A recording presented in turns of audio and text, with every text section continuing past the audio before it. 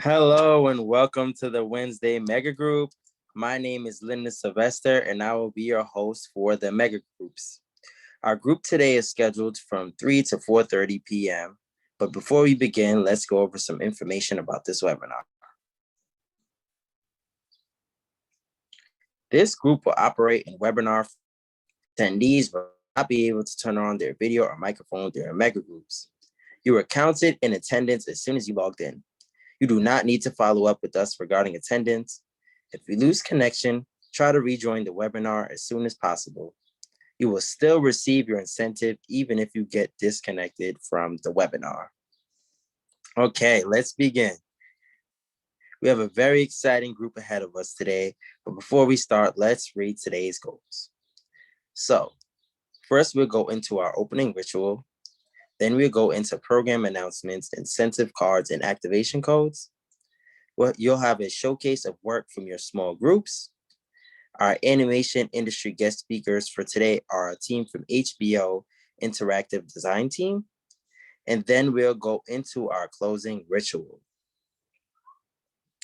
All right, it's time for me to introduce my partner for the Mega Groups, Lisa Clemency. Thank you, Lyndon. Hi, everyone. So excited to be here this Wednesday afternoon with you all. So I'm going to lead us through our opening ritual for today. Now, Lyndon, in our small groups throughout the week, we've been building environments and talking about places and spaces. So for our opening ritual, we're going to invite you to answer this question. If you were to travel right now, which environment would you like to visit? So right now, you're being shared a link in the chat. So you could click on that link. It'll take you to another website where you get to answer put in your response. There's some really interesting choices there waiting for you. And we're going to see this happen in real time, Lyndon, as always. Can't wait to see these answers. Yeah. Yeah, like I said, in our small groups, we've been building environments. So that should be really fun. Wow. They're already coming through, Lyndon. Yeah, getting a lot. My screen is super small right now, but I can try and read some of these options here. Oh, thank you. Thank you, team behind the scenes here. Deserted island is one of these choices. A magical forest, an undiscovered planet, an underground city, the VR world, the Jurassic era, candy factory, a labyrinth library, an art museum, and of course, elsewhere. There's so many places, right, to travel to, Lyndon? A lot of choices. Oh, wow. I think it's pretty clear what number one is, Lyndon. Yeah, the magic forest. It is. A lot of our team today is wanting to travel to the magical forest. Seems like an underground city is what's looking like is coming in second place here. Yeah, it looks like we have a more than a tie. There are three that are tied, actually. Oh, I see that. Are you talking about the deserted island, undiscovered planet, or the VR world? Yeah, and Yeah. even the Jurassic era and the Labyrinth Library. Well, and the art museum. Yeah. Yeah, those are all tied up there too. Seems like a lot of members of our team today are wanting to travel elsewhere, something that hasn't been listed. Would love to know where folks are wanting to go. What about you, Lyndon? What would you choose? I probably would choose elsewhere, but it would probably be space. That's where I'd want to go. All right, nice. What about you? I think I would join everybody in this magical forest. That's where I'd want to go. My first stop. Sounds fun. Wow, thank you everyone for participating in our opening ritual today. Thanks, everyone. All right, it's time to head into some program reminders.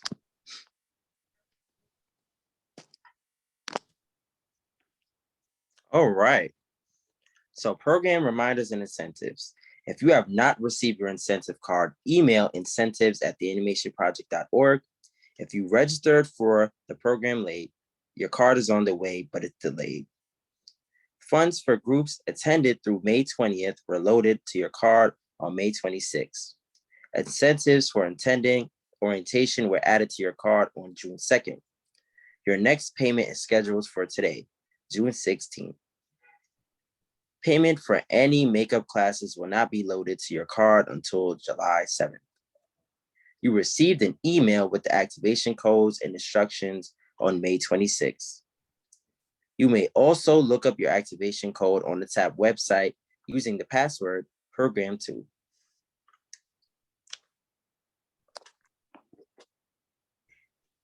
All right, so for activating your card, these are some reminders. For an online activation, you do not need your activation code. If you're activating your card by phone, you do need the activation code provided.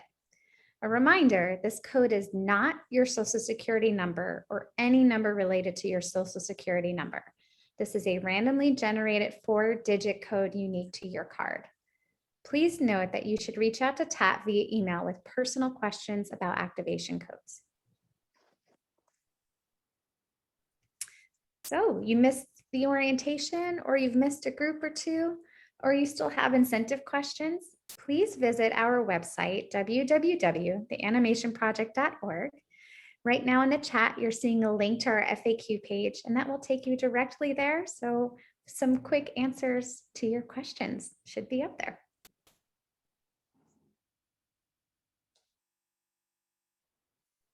All right, who to contact? If you have questions about incentives, you can contact incentives@theanimationproject.org. If you have a question about your schedule or your attendance, you can contact program2@theanimationproject.org. And if you want to make up a session, you can contact program2@theanimationproject.org. All right, it's time for our showcase. Let's check out some of the work that was created in your small groups.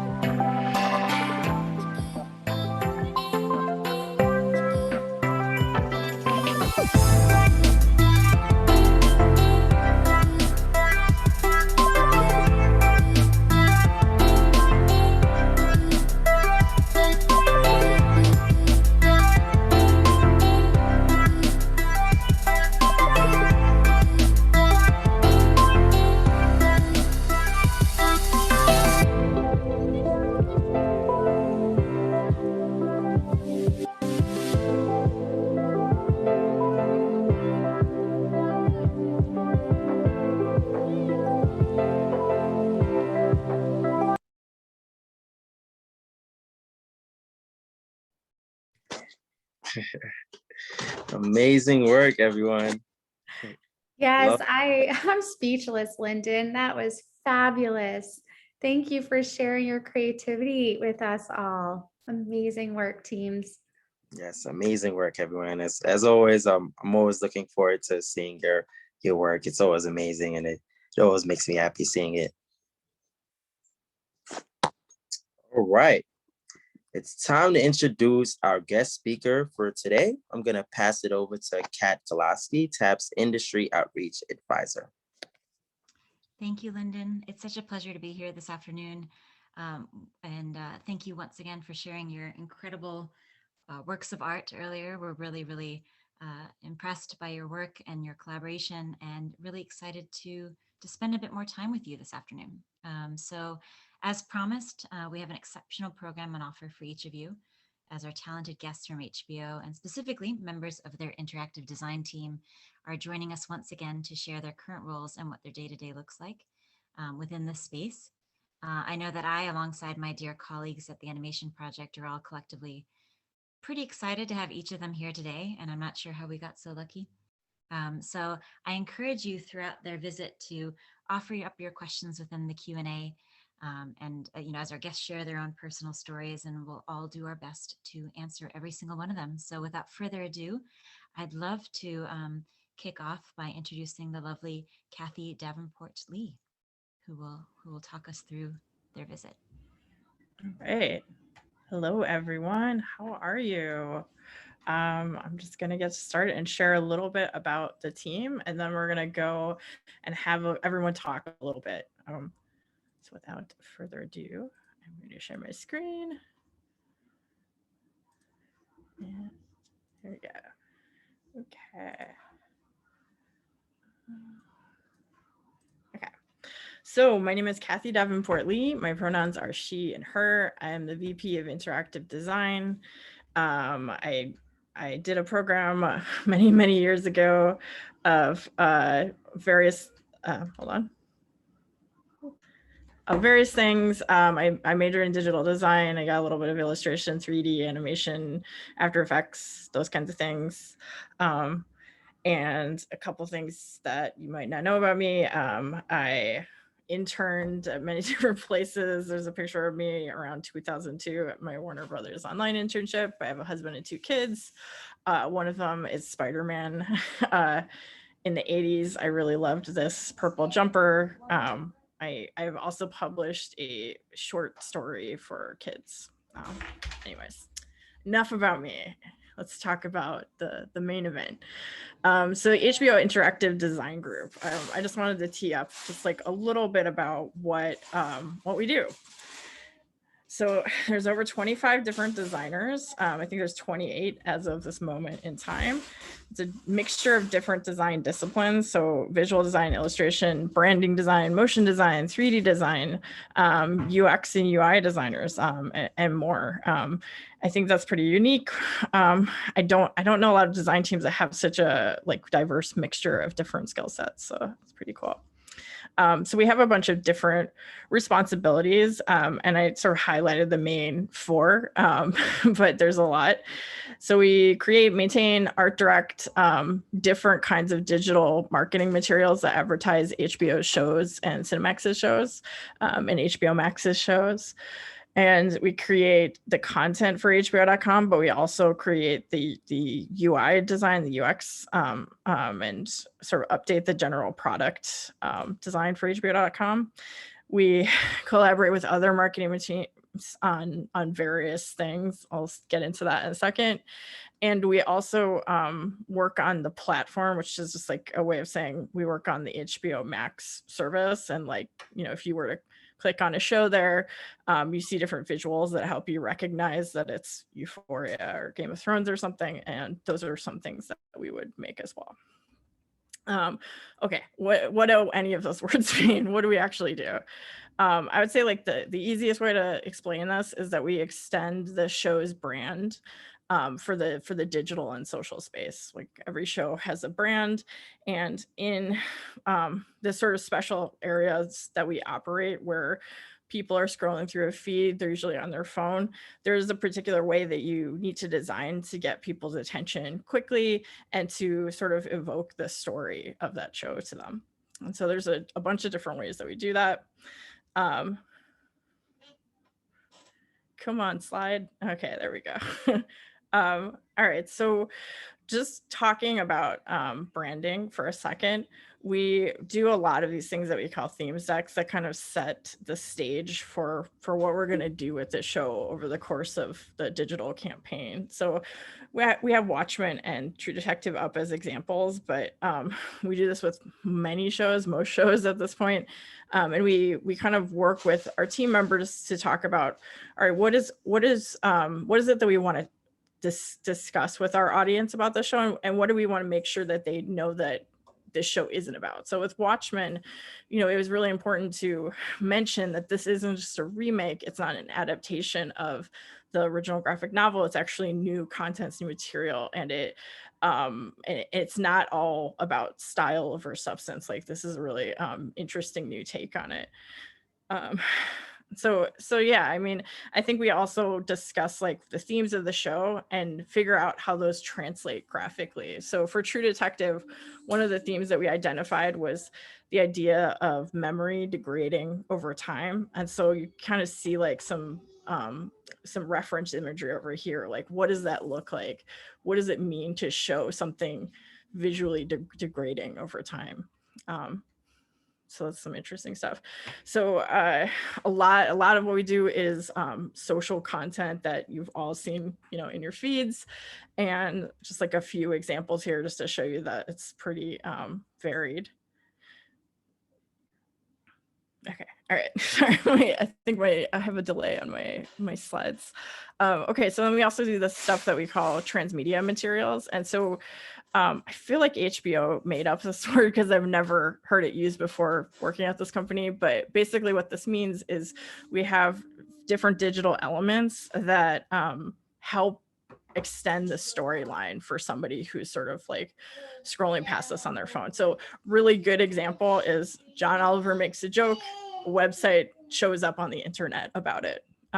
There's I believe he did an episode on fake churches that like take people's money, and then to demonstrate it, he like made a fake church site, but then the proceeds got donated to charity. So there's websites, different kinds of like AR filters that you might have seen on Facebook. Sometimes we make different printed items as well. So there's a lot of different things. Yeah, I mean, there's many more things it could show, but I think you've gotten a taste of it. HBO.com, a little snapshot of HBO.com, a little snapshot of like all the different things that happen on platforms. And then with that, I'm going to leave you. Oops, there's my timer. With that, I'm going to leave you and just introduce you to the wonderful members of the team that came here today to share a little bit about themselves with you. And Idris is up next. So let's give it up for Idris. If I can find my mouse, I will stop sharing. Where are you, mouse? There it is. All right. I'm going to hand it off to Idris at this point.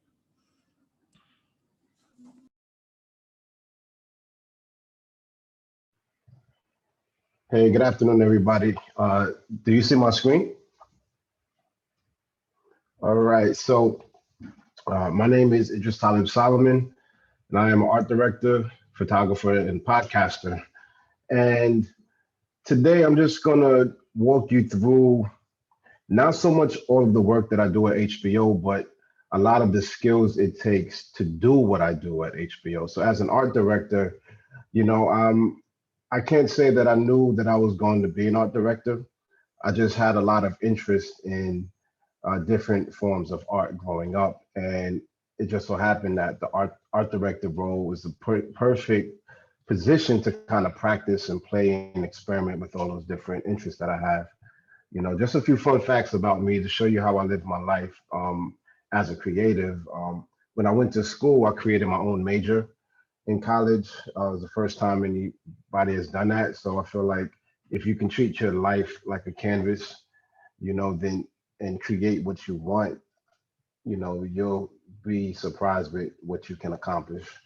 A few more things. I worked in advertising for 7 years. I'm a self-taught photographer. I photograph for like the New York Times, ESPN, Amazon. My photography has gotten me to move to Ghana for 8-9 months with my family to photograph Ghanaian hip hop artists. And I am a founder of something called the Black Shutter Podcast, which focuses on Black photographers. Now, one thing I want to, illustrate to a lot of you folks out there, I'm not sure where you are in your careers, but when I was starting out, I felt like I needed to know everything. And that was very intimidating when it was time to apply for jobs because I would go to a production company's website and feel so overwhelmed with how good the quality of the work was, until I realized that there's a whole team of people that come together to make those projects happen. It's not just one person doing everything. And that's the same thing at HBO. We combine our skills to make projects happen. This is an example of me just like using photography to experiment with different ways of being creative. Like I said, as an art director, it's important that you combine your skills and your interests. So I started out doing design, and then eventually I started doing photography. And I felt like I reached a point where I didn't want to separate my photography from my design anymore. So I wanted to find a way to bridge them together. So I started to just use, this is my son. This is one of our holiday cards a few years ago. So the only way my wife would get me to do a holiday card is I told her I have to make it fun. I have to create something that nobody's gonna really want to throw away. So when I go to visit people, friends' homes, I always see this image on their refrigerator. So that's a good sign to me. Um, here's more examples of me combining my illustration with my design, with my photography.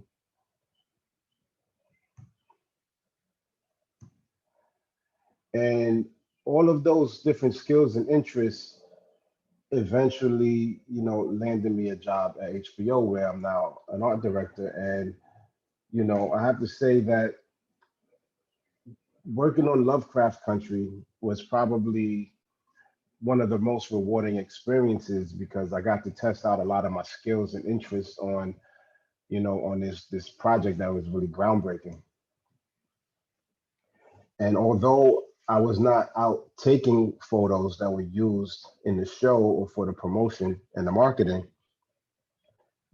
having an eye for photography allowed me to see nuances in the photos and allowed me to find ways of grouping the photos together in a way that made sense.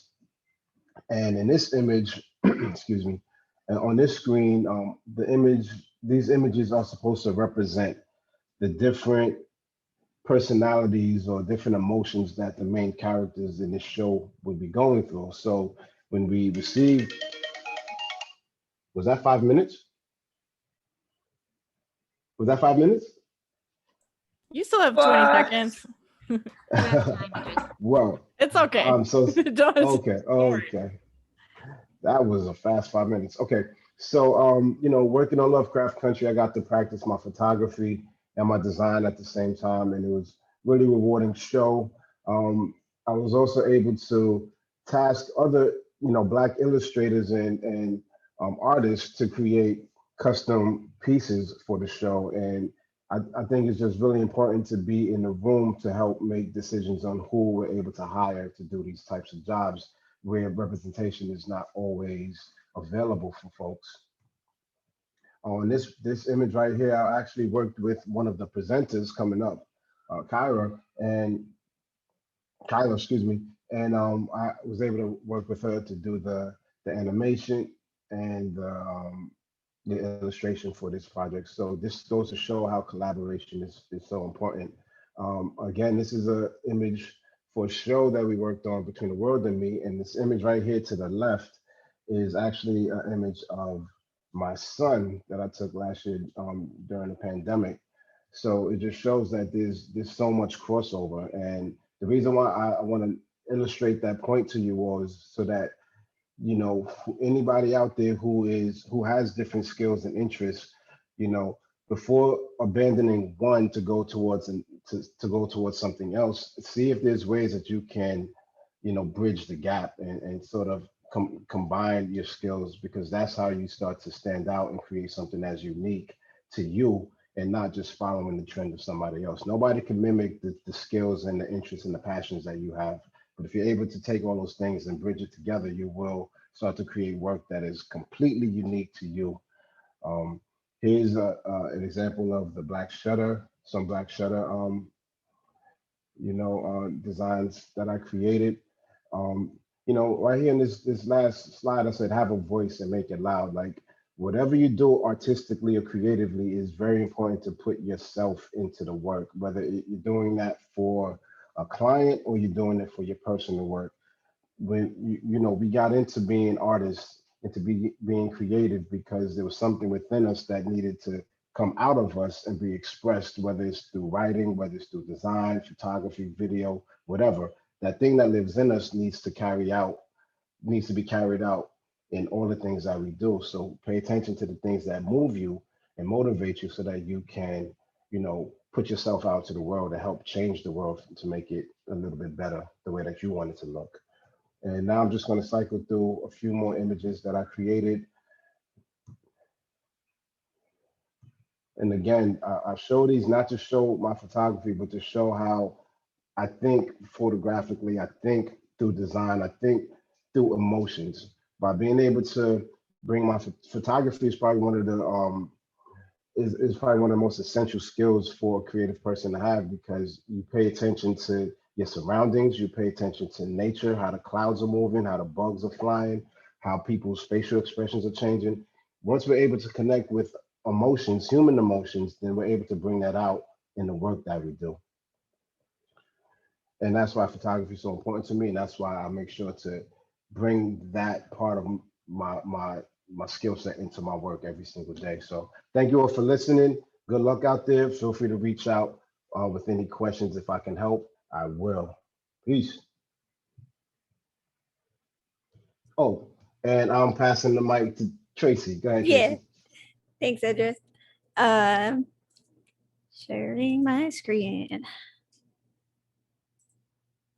Cool. Okay.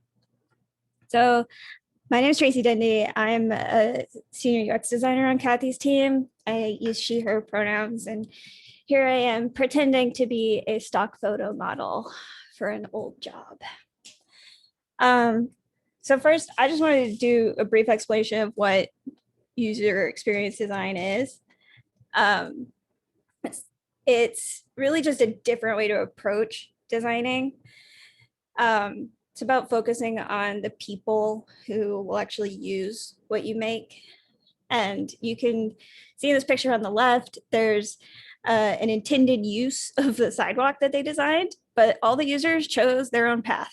And if they had just, it would have worked if they had just asked the users what they needed before they actually designed the sidewalk. And then user interface, which is always the counterpart to UX design, is UI, and that's the physical aspect of the design of a product. And it's what the user actually interacts with. So like in this example on the right, the ketchup bottle out of glass or squeezy plastic is the UI choice. And then what it's like to use that ketchup bottle is the experience. So here's another example of when the choice of UI in a digital design, in this case, it's a form for 4-year-olds apparently, makes the process of entering your phone number really painful. And we all know what you're supposed to do if you want to enter your phone number. It's just typing. Can you imagine using this drop down on your phone, having to do it one at a time? It's like a rotary phone. One more example of UX versus UI. So Apple's Magic Mouse, it looks really good, it has a decent user interface, but in the instance that you have to charge it, you can't use it anymore. And a better user experience would be just putting the charger plug on the side of it, or using wireless charging, or redesigning entirely, which is what Apple ended up doing. So in my case, it took me a long time to realize that I wanted to do UX design. I knew I liked art and design as a kid. I used to watch way too much TV. I watched a lot of interior design and fashion design shows, and I would sit there and organize my mom's jar of buttons. It's my favorite hobby. I would like sort it by color and number of holes, and I would do that for hours and hours. And then later, when I got to college, I got to try lots of different design disciplines, and I really thought I wanted to work in movies. And so I wanted to do visual effects or animation, but I realized that I didn't like I didn't have the endless patience for making a model and animating it and all those, I made like those little clips from the beginning of the presentation, or just I remember having to do that and I hated it. So I didn't even like writing stories, which was always a big part of it. I was more drawn to doing things that were interactive, like game design, and I liked working with a team of people who were doing those parts that were hard to me, and then I would take those parts and put them together and make it work. And it turns out that that's a lot of what UX design consists of, is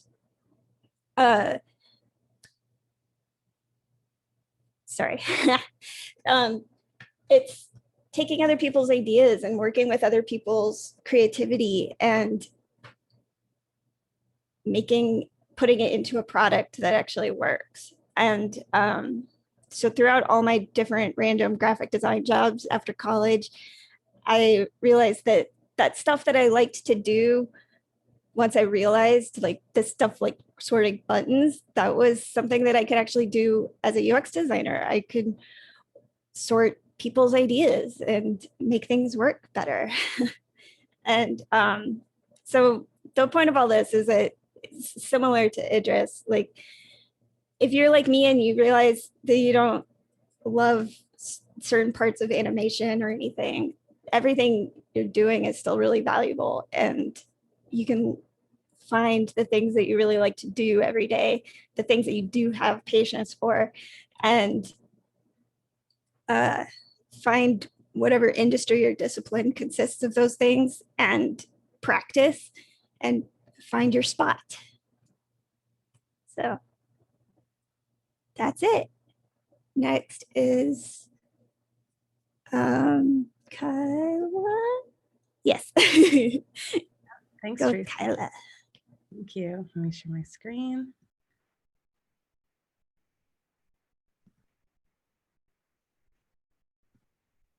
All right, here we are. Hi, everyone. I'm Kyla, and I use she, her pronouns. I'm a senior designer on the interactive design team, where I design for different social media campaigns for HBO series and also podcasts these days. I've been making art on the computer since I was a kid and found out when I was 16 that I could turn that into a career in graphic design. So I chose to go to art school to make that a reality. I'm going to use this time to talk about how I started my professional path after school and how I use graphic design to speak to a range of audiences.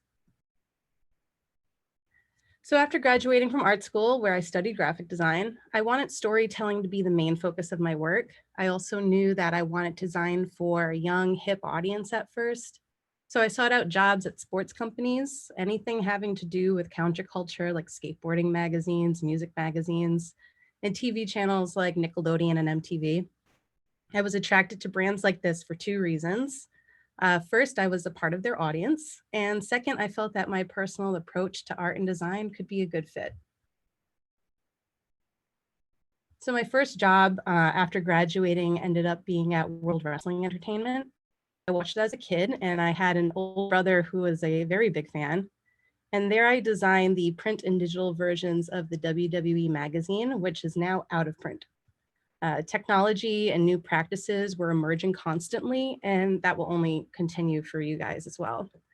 I learned a lot of lessons about staying at the forefront of new trends. And in this case, I turned a printed magazine into a digital product, and I had to learn all of these new tools to figure out how to do that, which were new to everybody. So I didn't really have much to go off of. And that could be said for a lot of the things that we're working on these days as well.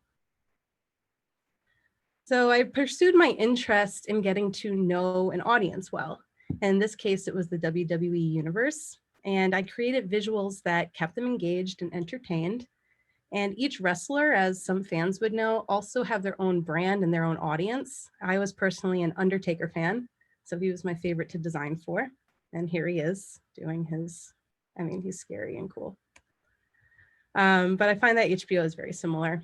The HBO brand has a general audience base and a very specific brand style, whereas individual shows speak to a range of different audiences through their storytelling, and we have to know how to design for them. You may not always, if you're somebody who watches The Sopranos, you may not watch Euphoria or vice versa. So as a designer, I mostly focus on typography and color to create formulas to market to specific ideas to specific audiences. Throughout my career so far, I've developed and collected certain techniques and tricks to create good designs or effective designs. I developed my own personal library of tools based on what I find works.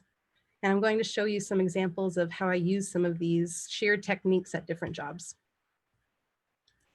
So this is a feature article from the WW magazine, and handwriting is doing most of the work. It helps explain AJ Lee's persona using symbols from her brand, like spiders, skulls with bows. She was spunky and a little unhinged. And we worked with her brand colors, pink, black, and white, and I redrew a typewriter font for the main text. And I made a lot of fake teenage journals that were used in this photo shoot. You can kind of see them, but really sticking to this whole hand-drawn quality of it. Similarly, at HBO, we have a show called Vice Principals. It's an adult comedy about two dueling vice principals of a high school. And since the whole show was set in a school, we used handwriting and illustration to make our social media videos look like an animated high school notebook. The hand-drawn style is fun and familiar, and it sported kind of the adult humor of the show in a lot of ways. Another formula I'm often exploring is how to kind of evoke a time period or create time periods by using certain tricks. These are title designs for a video piece where I styled fonts with specific colors and treatments to communicate decades as they relate it to WWE. These are also designed to behave as a set, even though they use different treatments. I did this a while ago. So 30 years ago at this time was representing the 80s using, the ever so trendy neon triangles and gradients. And then at HBO, I worked on a show called The Deuce, which is set in the 1970s Times Square. I researched which fonts were used the most in the 1970s, and then I developed informed color palettes and used a lot of Photoshop brushes to make pieces look like they came from this specific era and they looked kind of grungy and aged. This way the audience would immediately understand the setting of the show. So yeah, there are a sane amount of ways that you can make and reuse formulas like this based on all of the work that you start making and collecting over the span of your career. I'm sure everyone on this panel also have their own, and you probably do too.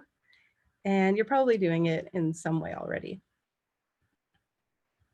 So this is my last slide, and I'll close out with some words of advice, which I think Tracy and Idris also both kind of touched on. Know your audience well, stay informed, and continue to pursue your personal interests and what you know best, because you can definitely make a career about it. And that's it. Thank you. And I'm passing it off to Doris now. All right. Let me just share my screen really quickly.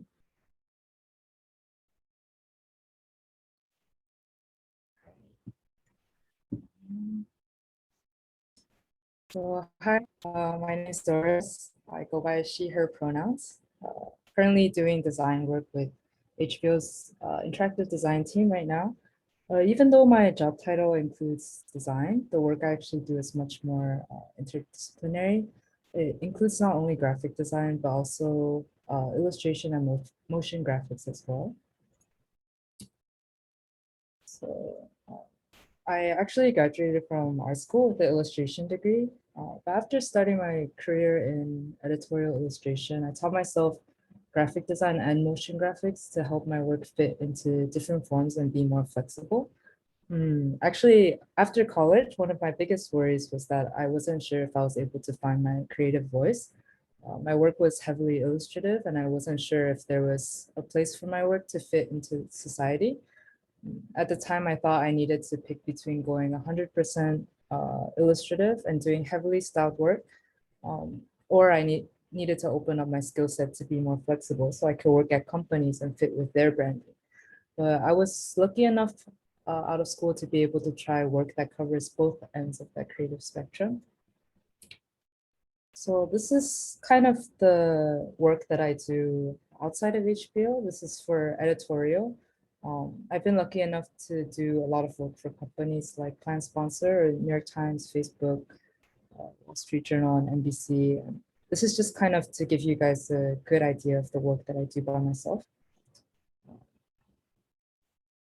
On the other end of the spectrum, this is the kind of work that I do for HBO. So this is an illustrated safety manual for the show Watchmen.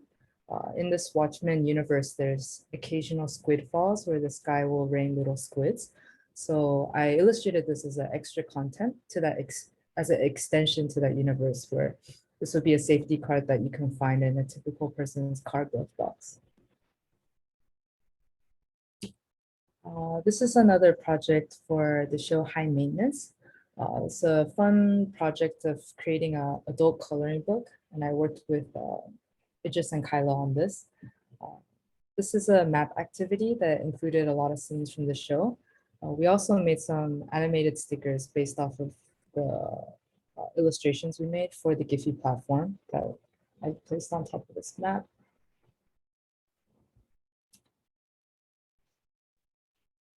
These are some Giphy stickers that I worked on with Kyla for the show We're Here. This is a show that's very funny and warm and positive. So we had a lot more flexibility with the copy we are using. It's a lot of fun to try and integrate these typography with these accents and illustrations and textures. So yeah, style. What I realized the most after having the privilege of experiencing both editorial illustration and working at HBO is that style is really not limited to the way you draw or render things. It's actually present in everything about you, whether that is your knowledge or the way you create your characters or the way you depict your culture or your sense of humor or your compassion and values. These things are all going to be reflected in your work, no matter what company you work for, the guidelines that you have to follow. I really believe that your voice can add so much unique quality and value to your work as new, fresh, young animators and artists. So yeah, thank you so much. So now I can hand it off to Jarly, our motion designer. Hey everyone, just gonna share my screen real quick.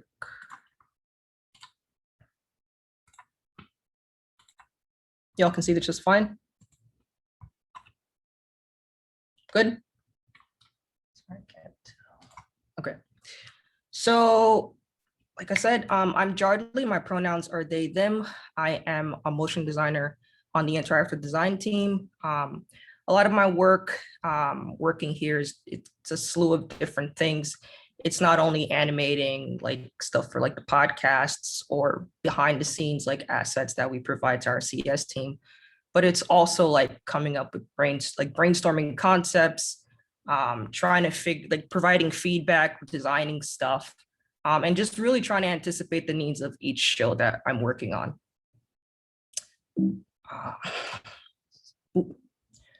But animation is not where I started. I actually learned how to animate stuff like fairly later on in life. My foundation is actually within traditional painting and drawing, which is like paper and canvas. And that is actually where I had started my college career, which is I went to SVA as an illustration major. From there, traversed to Purchase College, undeclared, and then went on to film production at Brooklyn College. And this is all during undergrad. And I make sure to tell you that I went to 3 different colleges to encourage you to realize that like, you never really know how your path is gonna go.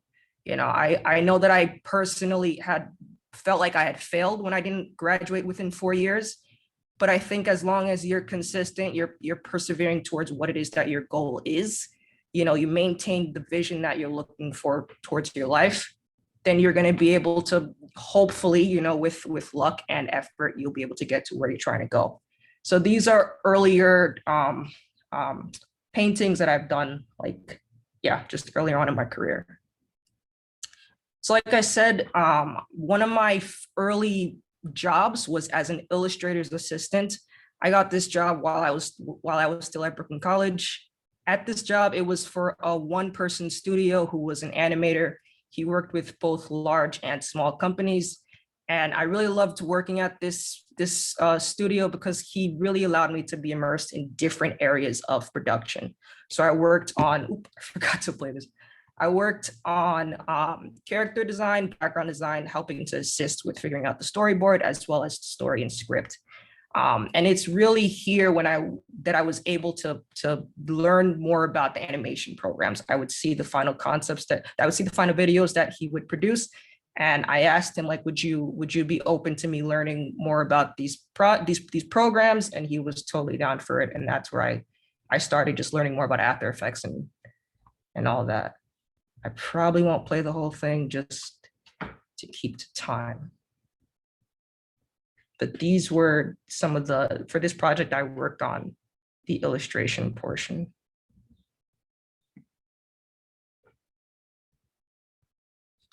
So this is one of the early projects that we had worked on together, where I worked on both creating the background characters, but also was given the opportunity to actually animate these characters within this bar scene.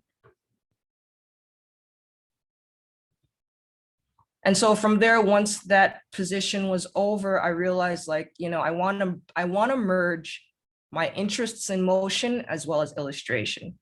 And so I started creating a reel of stuff that I wanted to produce. And I think that is important to do. Make the work that you want to be hired for. And this reel is completely fake. I think you've probably heard this before. If you have to fake a project, that is totally fine.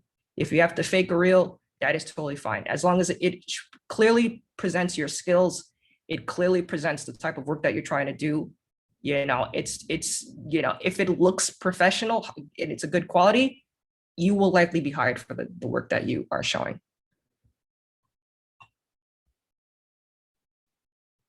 So some of these projects, yes, were fake.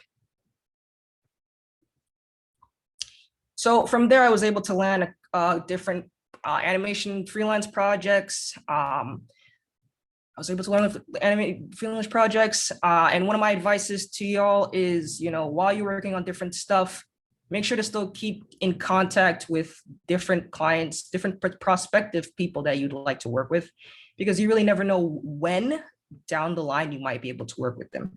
Like, for example, my now art director, we kept in touch, I believe, for 2 years. And I would just periodically show him the new works that I was doing while I was working at a different company. And once that position ended, that's like within 2 months, I was working here.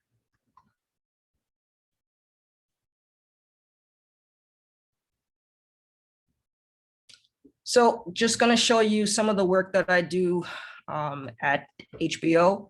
Again, like most of us, all of us, we work on different docs, shows, and films. For this one, this is for Lovecraft Country. I worked with Idris. He's my art director. He was my art director on the show. I was tasked with creating different cinemagraphs per week that were aligned with the episode. So it would be like the crux of whatever the point of each episode was. So this was like Cropsy and Topsy and how creepy they are.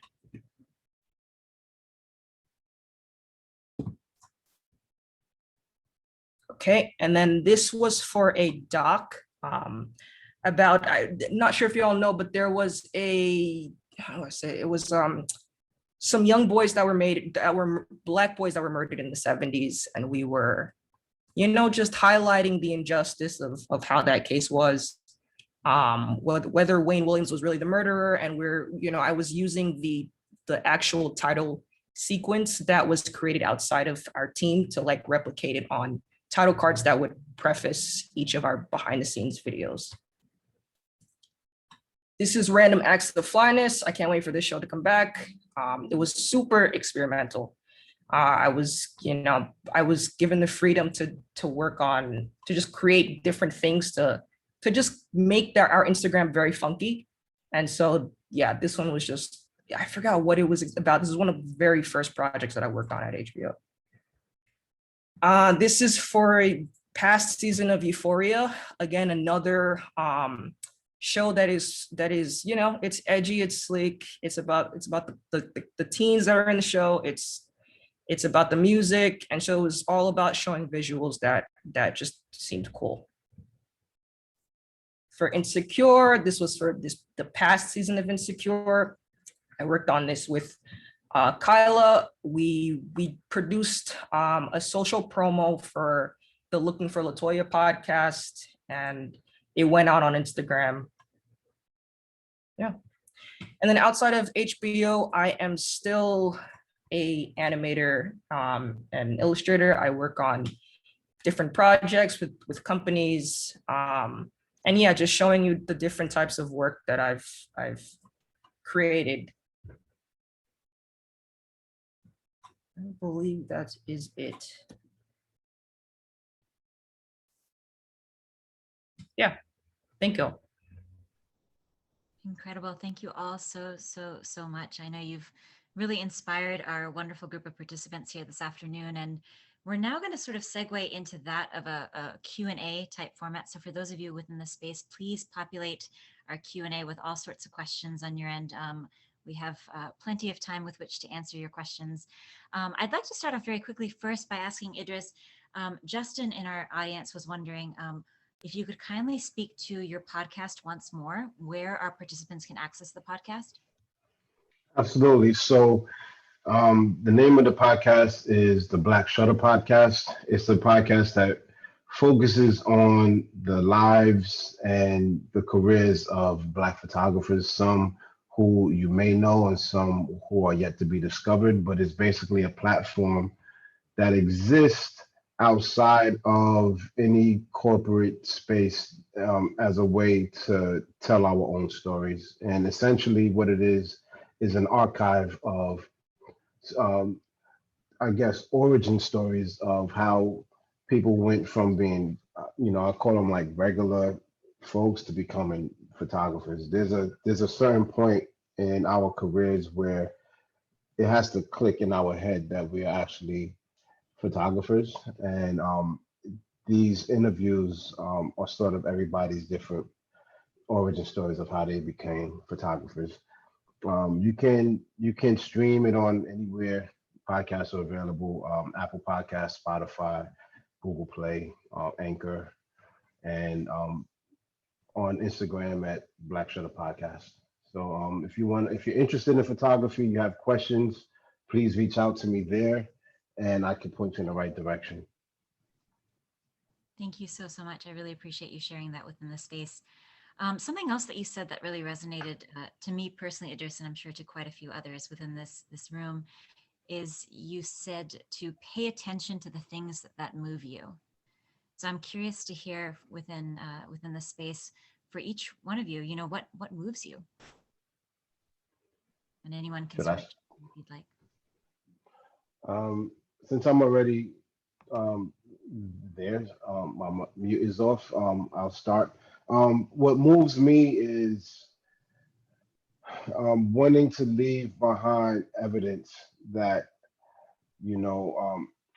black that a black man coming from Brooklyn, New York, can create work at a high level. And I did not go to school. I was not formally trained to do this. There weren't a lot of people who looked like me who I could reference or ask questions about how to navigate within the industry.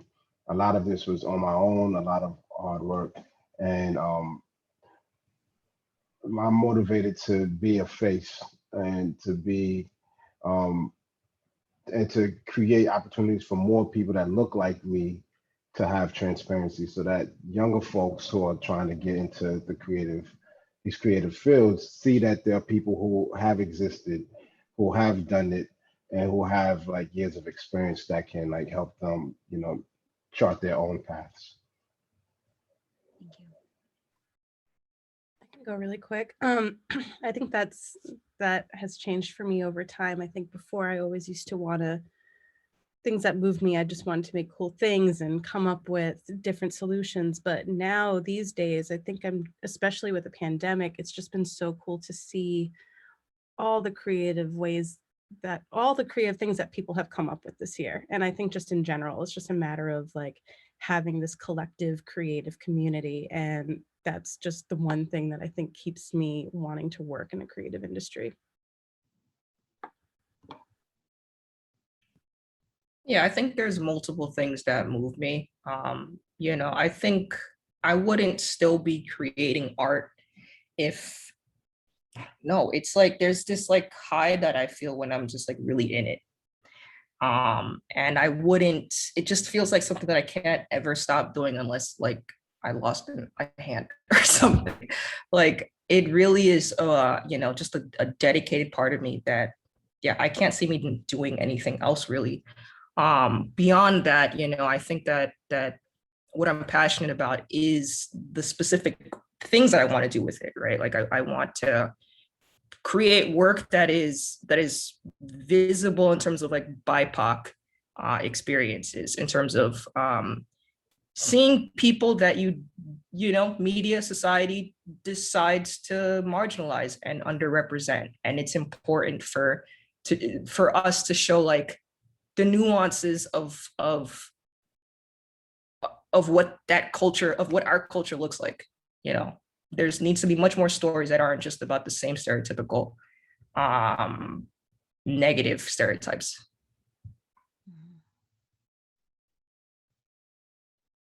Thank you. Would anyone else care to share?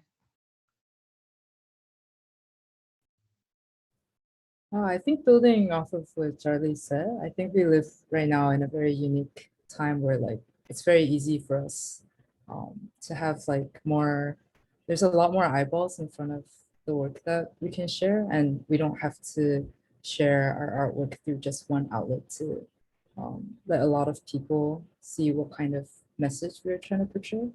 So I guess what moves me is that as artists, or all of us who are artists, like we all have this creative license to show what we want to show. And since now, because of like social media and like whatever platform there is online, like there's a lot of opportunity to get your message across and say what you want to say. So I think that's really cool. Thank you. Janelle, one of our wonderful participants, asks, and this is something that I think we can all relate to at all stages within our career. My question is, how do you become confident in your work and talent? Because sometimes we do something and we eventually end up not liking it because it's not quote unquote good enough. Oh boy, that's kind of an eternal question. I feel like at certain points, everybody experiences that question more or less, and it's really interesting because I think the first thing I would recommend is and this is really hard. Try not to compare yourself to all of your classmates. Because the thing is, and this is going to sound like a platitude, but I swear it's not. Everybody is like on their own path in life. And and the thing is that you may do something and you look at it and you're like, oh, this isn't as good as like this person that I follow on Instagram. Their stuff is amazing and they have like 300 of the same amazing things, and I'll never have that. Like, you are creating something that is going to impact and move somebody, and you might not know it yet, and you should just keep going. And I think that's like the hardest, it's the easiest thing to say, and it's the hardest thing to do. But I can tell you, like, when I was in college, there were so many people who seemed so shiny. And even when I first graduated, I was like, there are all these like kind of fancy people. And I felt like my friends were like moving faster through certain things than I was. And it like, as time marches on, like in 20 years, if you keep doing what you're like, it's going to change. And it's really hard to see that like in the beginning, but it's a continuum. I'm not sure if any of this is helpful, but I do think you as you keep doing it, your confidence will grow. I wanted to say, like, even our design team at HBO, everyone is so freaking talented, and it's a lot of pressure to be around, but that's also the joy of specializing. You can find there's always one thing that you might have be more valuable in what you can provide, or like the thing that you actually like doing. Like lots of people can be good at everything, but they don't like doing it. And so if you like doing it, that's a bonus. And so everyone, like, you learn to go to people who are good at the thing they like to do. And that's one cool thing about Kathy, is that she comes and asks us, like, what do we like to do? And then we get to actually work on the things we like to do. Yeah, I would say as an artist, as creatives, that's something that we're going to be challenged with for the rest of our creative careers. Because the idea is to not keep, is to evolve, our thinking, to evolve our design strategies, our problem solving skills. It's just to continuously evolve. One thing I would say is one thing that has worked for me specifically is always working on personal projects. Um, you know, I used to I would work like 8, 9 hours a day, and I would probably stay at work for about an hour, hour and a half.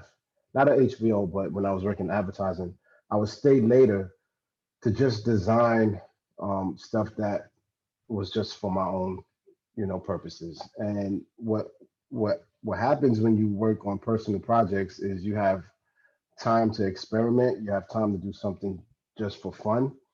And it's part of that whole 10,000 hour rule, where it takes you 10,000 hours of doing intentional work to actually really get good at it, right? So without knowing, I was applying that 10,000 hour rule to my design thinking. And I think what's important is that you don't have you are the creative director. You have the final decision when you work on personal projects. There's nobody else telling you to change it from red to black, or from make the logo bigger or anything like that, right? Everything is on you. And in addition to just feeling confident, I would say just turn on some Kanye West and turn it up as loud as it can go, and let it rock for a few hours, and you'll start feeling like the most confident person in the world. I love that. I think I want to come at it from the support system angle. One of this is a constant, it's not constant. I'll say within therapy, my therapist, we'll talk about so many different things, and we'll talk about like how I have anxieties about this. I'm second guessing this. I'm assuming that people are thinking this about me.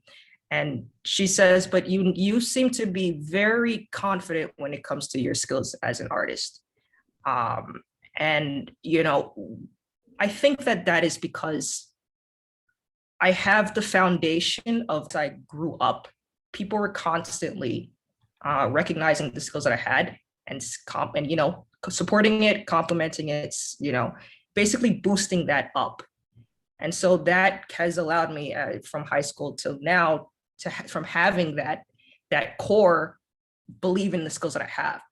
If there are certain skills that you are working on right now that of course you didn't have as a kid, and you didn't have those people that were backing you up, find those networks that can be there to, you can share the work that you're doing, get feedback off of it, look towards other works, artists, professionals that are doing the work that you're doing. I would say contact them to find out more about like how they've done it, look at their processed videos or whatever, and just see the areas that you yourself need to tweak. And yeah, I really do think that if you have a support system that can encourage you, that is where you yourself will start to see that you have something there. Like just yesterday, I was talking to my friend about something that I was freaking out about, an outside project that I wasn't sure like how it was going. And she said something along the lines of like, when you don't believe in yourself, as your friend, allow my belief in you to propel you. And so I think if you have a support system, that is where you'll see your confidence will soar. Very beautifully said. Thank you. Kyla, I don't want to put you on the spot, but I did see you unmute. Did you want to add, or shall I?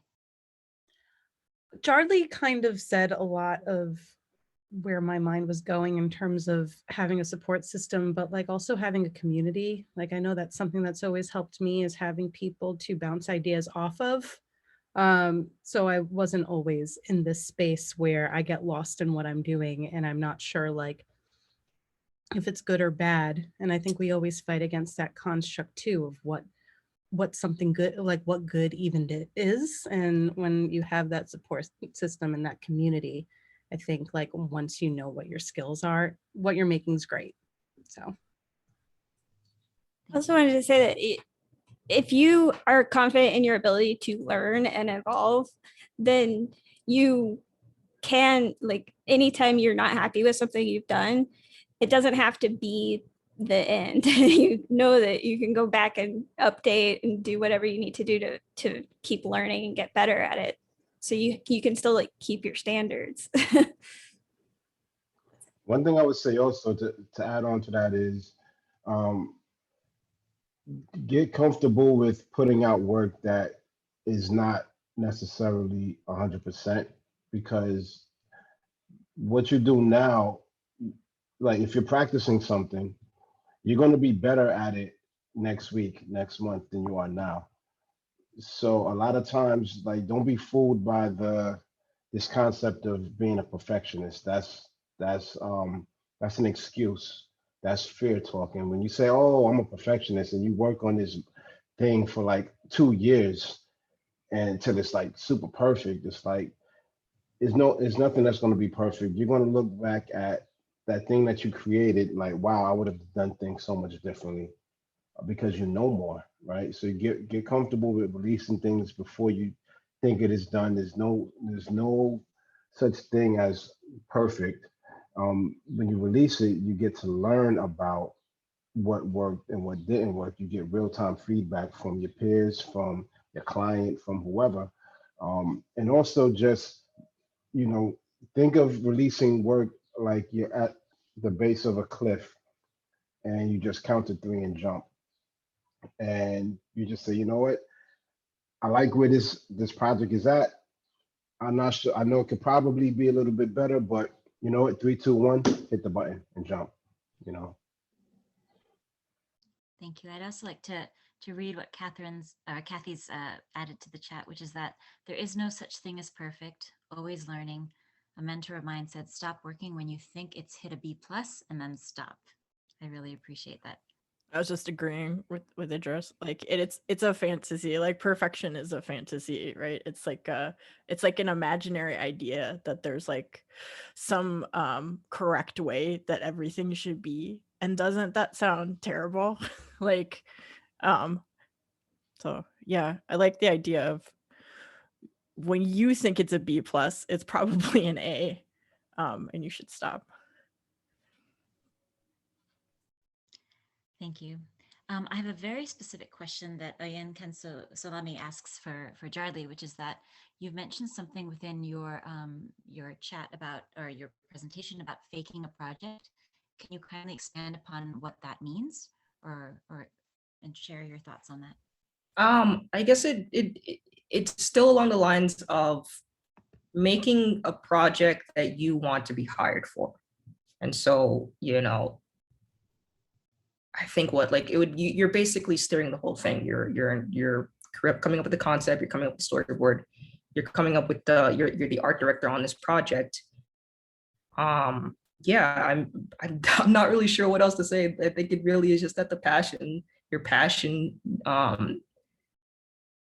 whatever it is that you want to work for, whatever it is that you want to work on is what you would do as a dummy project, and just try to get it to look as client ready as possible. And then that is something that you rinse, repeat, add that to your portfolio and send it out.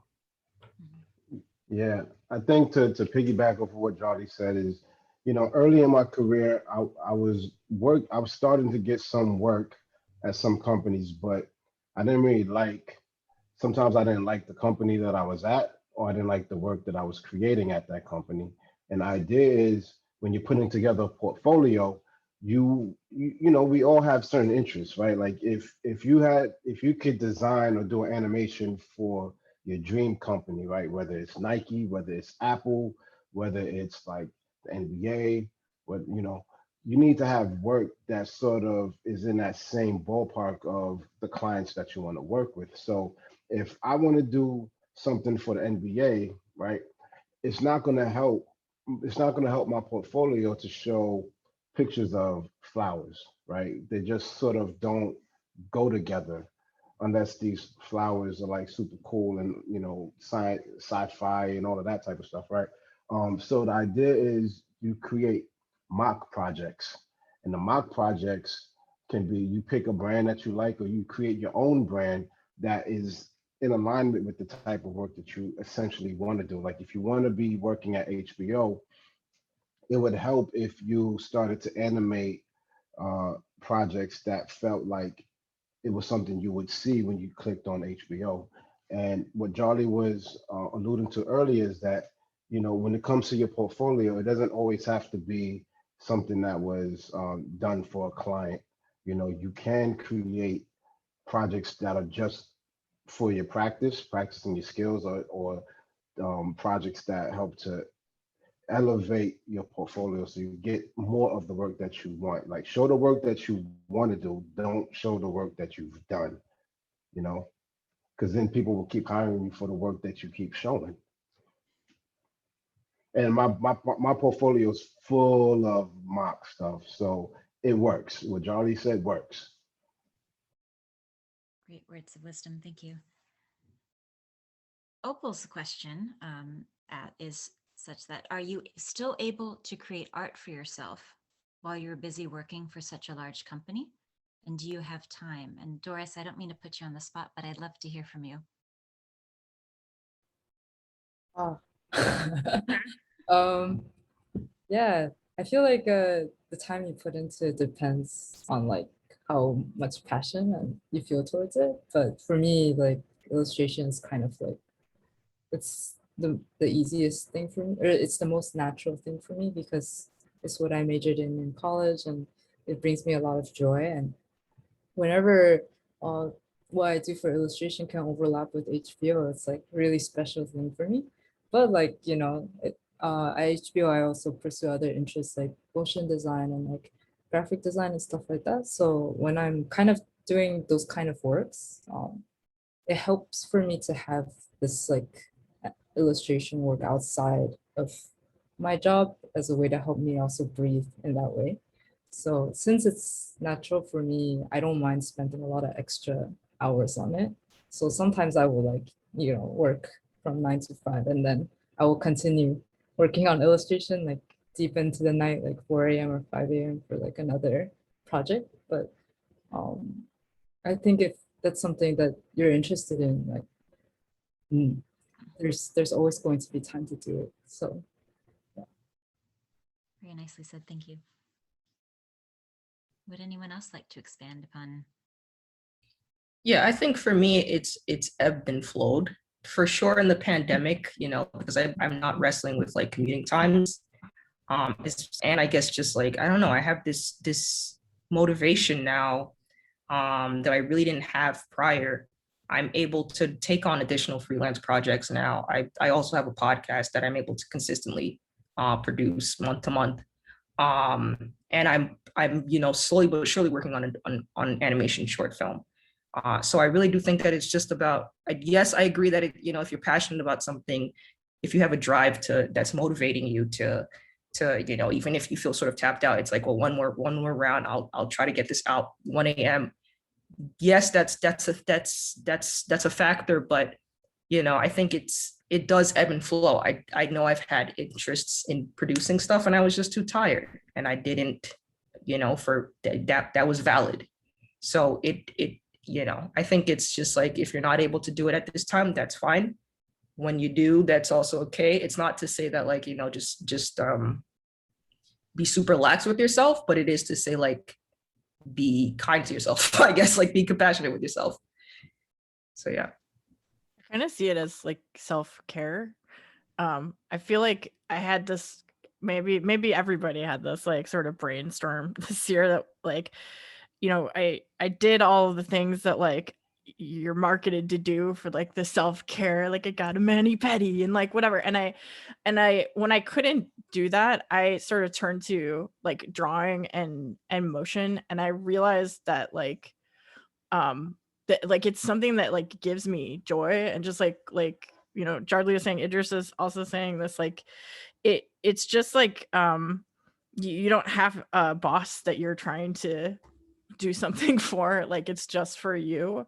And I do think it's like it's nice to like offer yourself something that's for you, and it helps you put in perspective like, okay, I'm like I work at a place and the, you know, I exchange work for money, but it's like it puts it in perspective with your life. Like you don't owe your workplace your entire soul, right? Like 100%, yeah.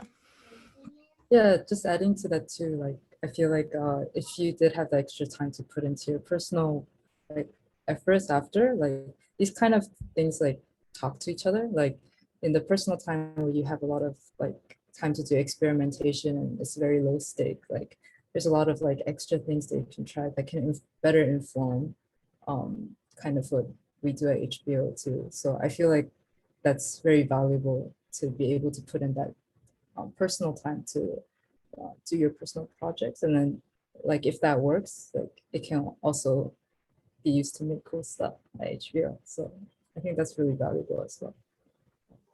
Yeah, and what Doris mentioned earlier was if you're really passionate, if you really enjoy something, you'll find time to do it. I agree with that.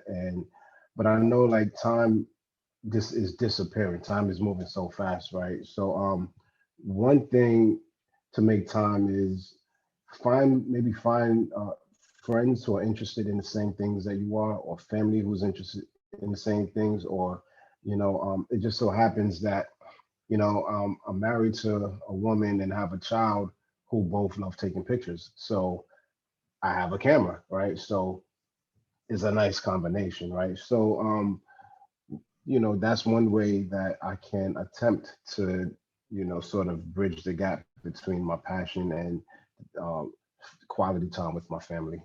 So try to find ways you can bring different parts of your life together, have fun, and you get to practice, and it's a win-win situation. Just piggybacking off of that too, um, I am also a part of like community groups that are animators. Like one is Blacksmiths, which is just Black animators within the industry. And what we do is we have a group of projects that are aligned to like a special moment, like a special month, right? Like Juneteenth is coming up. We have weekly meetings to figure out like what sort of project we can sort of create for that. So like if you have the time, and also if you're just interested in like jumping on that project, that's something that you make the time for. So I think if you have communities that do those things outside of your work, outside of your school, that are like towards specific moments in time, that's also another way for you to make creative projects. Thank you.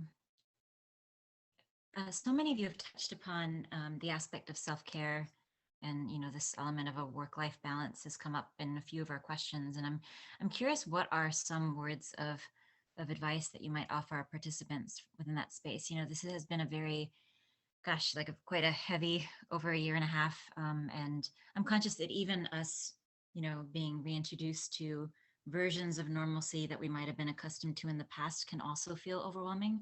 So curious as to, I know speaking for myself, it's very overwhelming, but just curious as to, what are some words of wisdom you could offer our participants for, finding that balance, or finding a version of a balance within their day-to-day lives. I can start. For me, especially this past year, when I also do a lot of work outside of my job, but sometimes it's frenetic and I just want to do too much and I don't have the time. And I don't have the organization. So I really like to journal. That's been one of like the best things that I've done for myself this year, is really just write out my ideas. And I don't even really look back and read them. It's just a matter of me to get all of that energy out. And another thing that I have been doing is I have been reading, which has been great.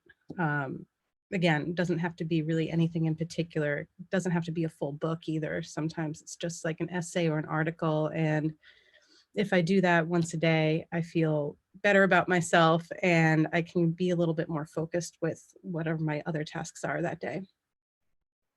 Thank you. I've gotten really into like reading about how other, like how people are investigating the science of like burnout and how to, like, what causes burnout and like how to deal with stress. So I'm reading this, I started reading this book right now. It's called, I think it's just called Burnout. And it talks a lot about like how, like, evolutionarily speaking, like you get into a dangerous situation with a bear and then you run away or fight the bear, and then it I'm not remembering all of the names of like the chemicals in your body, but like it completes a stress response. It's like a cycle. But because we, you know, live in this modern age where like the threats aren't bears, right? It's like a deadline that's coming up, or it's you know, like you're late for something. Your body, like your brain is still thinking there's a bear because your brain hasn't caught up to like modern society. And so you actually have to like complete the stress cycle by letting your body know that the danger has passed, which is like, it's just really interesting stuff. And so there's a lot of different ways that can work for people, like including using creativity as a way of like working through that. But like, that's why physical activity is so helpful, because it's like another thing that signals to your body. But there's also like the idea of like tensing your muscles and like imagining that you fought the bear or whatever. But yeah, there's a lot of interesting stuff like that. But I mean, I think for me, the one of the most helpful things has been like downloading like meditation apps and doing box breathing. Like that's like if number one thing I would say is like the box breathing. It's like if you're feeling like super overwhelmed. And actually, not to put you on the spot, Kathy, but would you kindly share? Oh, I'm sorry. Yeah. So basically, you inhale for a count of like 3 or 4. You go, and then you hold it for 3 or 4, and you breathe out. 1, 2, 3. You hold it for 3 or 4, and I think it's called a box because it's like all the same number of counts. But I think that automatically forces your body to reset if you do it 3 or 4 times, and then you can like you feel like I feel a lot calmer if I do it. Thank you. Now, we never have enough time with all of you. I'm conscious we only have a couple of minutes left. Is there anything that we may not have spoken about that any of you would like to sort of jump in and share within the group? I want to make sure that we have at least another minute or two to sneak in some final thoughts or words of wisdom. I would say whatever you are dreaming of, dream bigger. Because a lot of times we feel like we dream within our limits of what we think is possible, what we think is attainable. And the universe, God, whatever power that is greater than who we are, has so much more abundance for us than what we think, than what we think we are ready to handle. So if your goal is to like, maybe one day I want to be a designer, right? That's great. I'm saying like think the best design job that you can imagine, you know, and start aiming for those things. Aim higher than what you think you are able to do, and you'll be surprised at how you are rewarded just for having the courage to dream beyond what you think is capable. Absolutely. I'll say I've that's actually advice.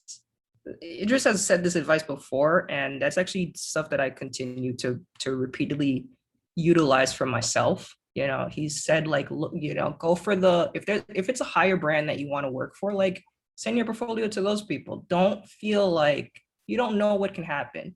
Don't feel like, well, they might not end up accepting that. They might end up accepting you, so I'll go for what I think I can get. You really never know what will happen, and yeah, it could end up being that you work for that client, and by you putting yourself out there, that was within your benefit. So Thank you, aim high. Well, I'm afraid we must wrap up. But as always, we're also inspired by every single one of you, and hope to have you back very, very soon, as per usual. So thank you very much once again. We hope to stay in touch and bring you back to meet with everyone. So thank you again. And as always, it's a pleasure having you and being here within this space. And I'd love to pass the baton on to the lovely Lyndon and the equally lovely Lisa. Thanks, everyone.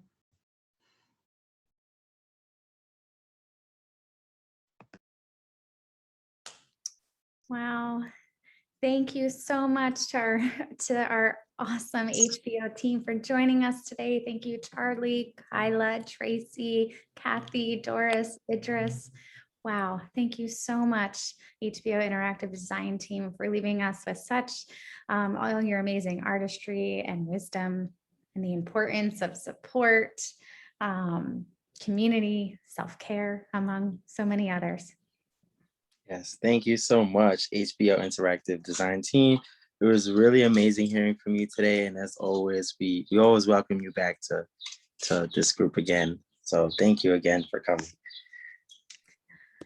So Lyndon, here we are coming to our close. So we wanted to just take a moment here as we're heading towards our ending of today's group. Here are some scheduling reminders as we're heading towards the ending of this programming. So we just wanted to share these dates with you all. So we are preparing towards all these closings here. So our last mega group will actually be next Wednesday, June 23rd. But our small groups will still continue through the following week.